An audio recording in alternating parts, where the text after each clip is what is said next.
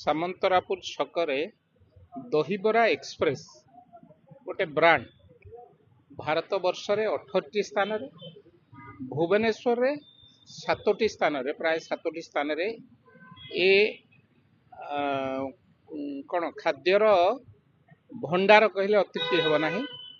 आज आम सामंतरापुर छकरे खोला है विशेष भाव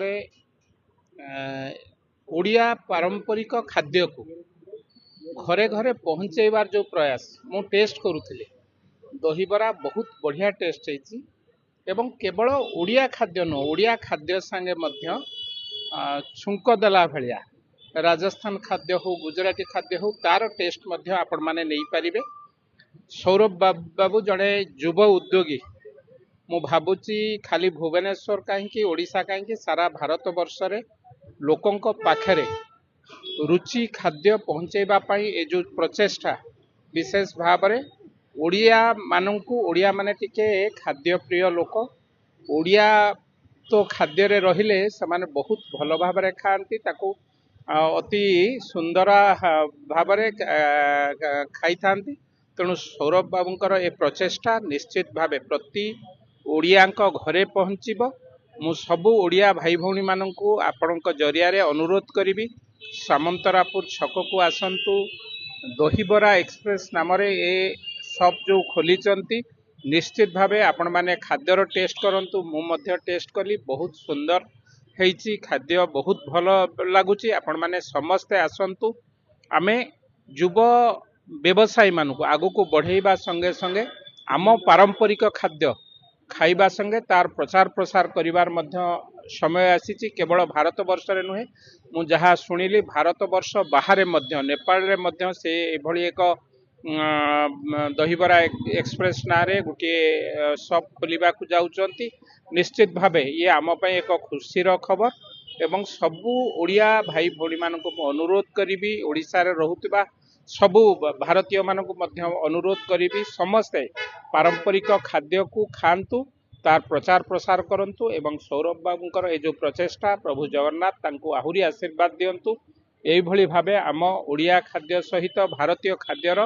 प्रचार प्रसार सहित घरे घरे पहुंचाइबा पई ए जो प्रचेष्टा निश्चित भावे आपण मानको समस्त सपोर्ट रु आज भुवनेश्वर रे हमर ए 7 नंबर आउटलेट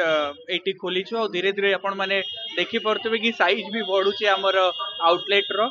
मु बहुत उत्साहित अछि ए रोड रे हमको बहुत दिन रो खोलिवार थिला आपण मानको समस्त आशीर्वाद सपोर्ट रु आज फाइनली हमर एटी भी गुटे आउटलेट ओपन हे जाइछ।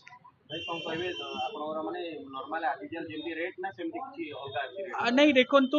जिते आप रोड साइड रे गोटे खाऊँ बहुत सारा इनकनविनियंस भी रोचे मु मानुची मत एमती जड़े पचारूले मुझे कहली कि आमे एज अ यंग गाय माने मु जति चाहूँ मु रोड साइड रे जाइए खाई पार्टी बट जदि मो मम्मी इच्छा है दहीबरा खाइबार से कौन रोड साइड रे छिड़ा खाई पारे कंफर्टेबली कौन कहते आम पैक करके नौ राइट गोटे जड़े एजेड लोकर इच्छा है से केमी करेंगे तो यही सब व्यवस्था रे आमर एते रेट रे डिफरेंस रोनी जस्ट 5 टंका रो डिफरेंस अछि